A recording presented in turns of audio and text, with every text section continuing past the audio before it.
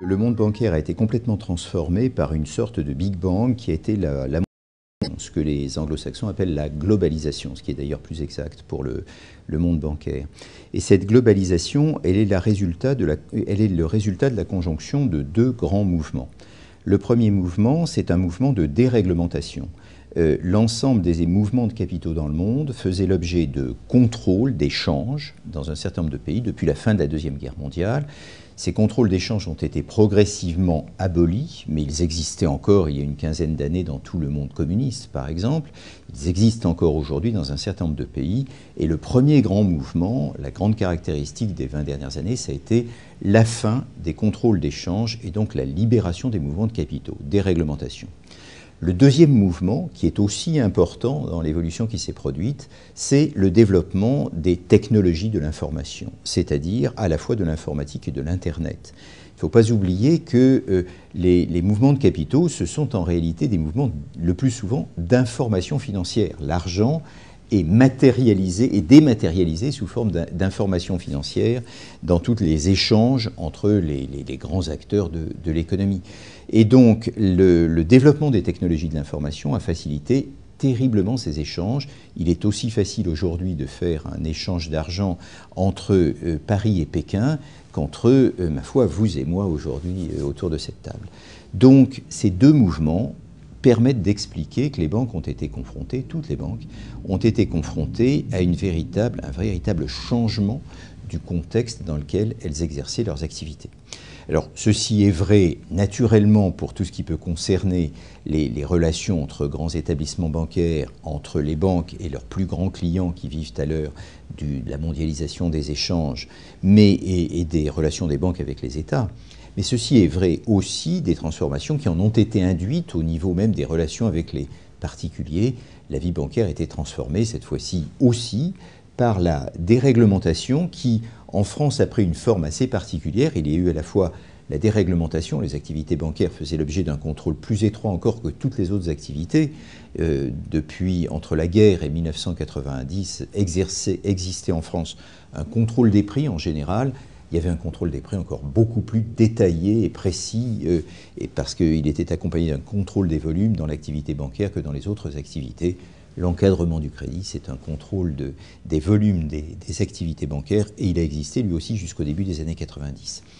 Donc le double mouvement de déréglementation, donc au niveau mondial et au niveau national, et d'introduction des technologies de l'information au niveau mondial et au niveau national, a conduit à une transformation des métiers bancaires. Et je dirais, pour faire simple, que le meilleur des banquiers de terrain de 1993, l'année où je suis rentré à la Banque nationale de Paris, qui serait parti cette année-là à la retraite et qui reviendrait aujourd'hui et qui essaierait de faire le métier bancaire, ne pourrait pas le faire. Ni les produits que nous vendons, ni les instruments qu'on a utilisés pour exercer le métier bancaire n'existaient au moment où il a quitté la banque. Donc l'essentiel de notre activité est complètement nouvelle. La banque est un des domaines dans lesquels l'innovation au cours des 15 dernières années a été la plus forte. Alors cette innovation, elle a conduit effectivement à des modifications des modèles bancaires. Cette mondialisation a débouché sur une libération des forces du marché. Auparavant, il y avait réglementation et, si je puis dire, limitation à l'intérieur des frontières nationales de l'essentiel des activités bancaires. La déréglementation d'un côté et l'Internet d'autre part ont permis de libérer les forces du marché. Alors, libérer les forces du marché, qu'est-ce que ça veut dire ? Ça veut dire tout d'abord que, en ce qui concerne les opérations, si je puis dire, de financement de l'économie, aux côtés de l'intermédiation bancaire, qui était le mode fondamental de financement de l'économie jusque, je dirais, à la fin des années 80 en Europe. Donc quand quelqu'un voulait, en quelque sorte, être financé, il s'adressait à sa banque, et quand quelqu'un avait de l'argent qui pouvait servir à financer de l'économie, il allait le déposer sous forme de produit d'épargne à sa banque. Le grand mouvement qui s'est produit, c'est qu'à côté de cette intermédiation bancaire, a commencé à se développer un autre mode de financement de l'économie, qui est le financement par les marchés. Et donc, vers la fin des années 80, en Europe, il y a eu ce que l'on a appelé d'ailleurs le Big Bang à la Bourse de Londres, puis à Paris, qui a consisté à développer complètement le marché de Londres, le marché de Paris, comme des grands marchés de capitaux, dans lesquels il devenait possible aux grands opérateurs, si je puis dire, de l'économie, que sont les entreprises, les institutions, l'État, de trouver sur les marchés des produits qui leur permettent de se financer à court, à moyen, à long terme et sous des formes de plus en plus sophistiquées, ce qui auparavant leur était impossible. Auparavant, ils devaient trouver ces produits auprès des banques. Puis de l'autre côté, qui a permis à des épargnants d'aller trouver eux-mêmes sur des marchés, cette fois-ci les mêmes produits, pour apporter leur épargne directement, si je puis dire, à des emprunteurs pour tous les produits d'emprunt, ou à des sociétés pour ce qui est du capital, donc de l'apporter directement à ces sociétés, pour en quelque sorte éviter les coûts d'intermédiation que représentent les banques. Et donc le financement par les marchés s'est développé parallèlement au financement bancaire. Ce financement par les marchés parallèle au financement bancaire a eu un effet important, diversification des méthodes de financement de l'économie, donc si je puis dire des innovations en grand nombre, qui ont bénéficié naturellement à ceux qui empruntaient comme à ceux qui épargnaient. Et puis, deuxième grand phénomène, abaissement des coûts d'intermédiation, c'est-à-dire que les banques se sont trouvées en compétition avec les marchés. Dans le même temps, les banques se sont retrouvées en compétition avec elles-mêmes, car le deuxième grand phénomène de cette période, c'est que le système bancaire dans certains pays, en France en particulier, je vais parler de la France pour simplifier le raisonnement, en France, les banques étaient toutes nationalisées. Nous avons eu l'idée baroque, en 1982, nous les Français, de nationaliser toutes nos banques, sauf les mutualistes, bien sûr, qui ne pouvaient pas l'être. Et donc, 36 banques ont été nationalisées ou renationalisées en 1982. Et ma foi, c'était une date étrange, puis c'est une date à partir de laquelle déjà beaucoup d'autres pays avaient commencé à privatiser des banques quand ils avaient des banques nationalisées.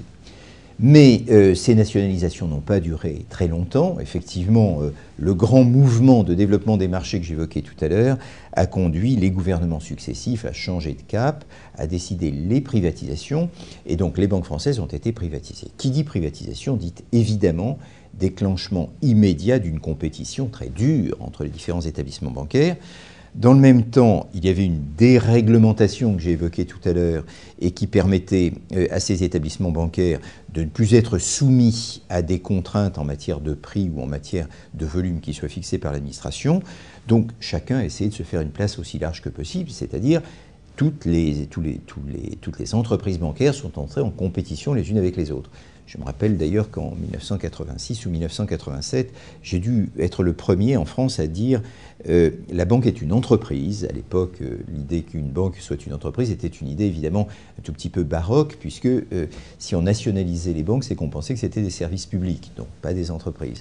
La banque est une entreprise, un journal a fait son titre de cela, et depuis vraiment, la compétition a été à l'ordre du jour en permanence dans le système bancaire français, une compétition extrêmement dure, parce qu'il y a un grand nombre de réseaux qui sont soumis à des principes différents. Il y a à la fois des réseaux mutualistes et encore un réseau d'ailleurs public, le réseau de la Banque Postale, et puis des réseaux privés comme la Société Générale nous-mêmes, le réseau d'HSBC. Donc l'ensemble de ces banques sont en compétition. Il en est résulté en effet un développement des activités de marché. Alors comment est-ce que les stratégies bancaires se sont adaptées à cette réalité? D'une façon extrêmement simple. Chaque banque a été confrontée à la nécessité non pas de dire je suis une banque et donc je dois exercer un certain nombre d'activités, mais bien sûr quelles sont les activités que je puis exercer de façon profitable compte tenu des caractéristiques qui sont les miennes.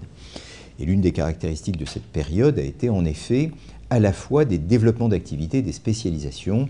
Il est apparu de plus en plus évident que ma foi, il y avait dans le domaine bancaire des possibilités d'avoir des stratégies efficaces, c'est-à-dire des stratégies qui permettent le développement dans la rentabilité, un peu à toutes les dimensions de banque, c'est-à-dire qu'il est possible d'être une banque de détail très efficace sur le plan local ou régional. Certains réseaux du crédit mutuel sont ainsi, ou certaines banques du crédit industriel et commercial sont ainsi. Il est possible d'être une grande banque à l'échelle nationale. Il y a un certain nombre de réseaux qui sont purement nationaux et qui peuvent être efficaces à cette dimension. Mais si on veut être européen, eh bien, il faut avoir une autre dimension et d'autres stratégies. Et progressivement, chacun des établissements bancaires a a défini réellement une stratégie, et c'est ce que nous avons fait, c'est ce que j'ai fait pour ma part à 3 reprises dans ma vie, une fois au Crédit Commercial de France, banque de dimension moyenne, mais avec un certain nombre de secteurs d'activité très particuliers dans lesquels l'excellence était possible, et donc où le Crédit Commercial de France pouvait avoir une part de marché qui, à sa dimension, était significative. Ensuite à la Banque nationale de Paris, pour sa privatisation d'abord, et ensuite sa modernisation, son développement. Et puis enfin à BNP Paribas, qui a été une grande aventure, où cette fois-ci l'enjeu était d'être un leader européen et l'une des plus grandes banques du monde.